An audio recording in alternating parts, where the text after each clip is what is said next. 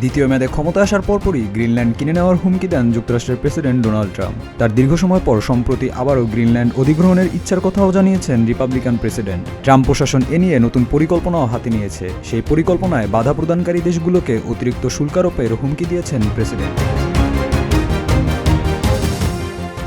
ডেনমার্কের অন্তর্ভুক্ত গ্রিনল্যান্ড নিয়ে ট্রাম্পের এমন খায়েশের পর থেকে দেশটি অনাপত্তি জানায়। তারা এই অধিগ্রহণ পরিকল্পনার বিপক্ষে অবস্থান নেয়। এমনকি তাদের পাশে আছে ইউরোপীয় ইউনিয়নের অনেক দেশও। যুক্তরাষ্ট্রের এমন নাগরিকও ট্রাম্পের এমন অধিগ্রহণের পরিকল্পনা নিয়ে প্রশ্ন তুলেছেন। গ্রিনল্যান্ড অধিগ্রহণের বিষয়ে হোয়াইট হাউসের এক বৈঠকে ট্রাম্পের নেওয়া সিদ্ধান্ত থেকে জানা যায় যে দেশগুলো গ্রিনল্যান্ড অধিগ্রহণের বিষয়টি মানতে আগ্রহী হবে না, তাদের ওপর বসানো হতে পারে শুল্ক।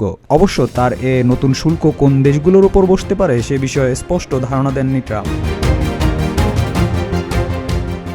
বিভিন্ন গণমাধ্যমের প্রতিবেদন অনুযায়ী ট্রাম্পের নিজের লক্ষ্য পূরণে এ ধরনের আমদানি শুল্ক বসানোর কোনো অধিকার আছে কিনা সে বিষয়ে দ্বিতীয় মেয়াদে মসনদে বসা প্রেসিডেন্ট কিছুই বলেননি।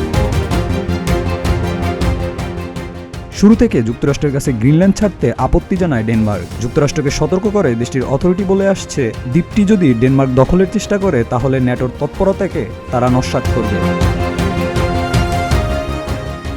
আর্কটিক অঞ্চলে গ্রিনল্যান্ডের গুরুত্ব ব্যাপক। এমনকি এ নিয়ে ইউরোপীয় ইউনিয়নের জোটগুলো ডেনমার্কের সমর্থন পেয়েছে।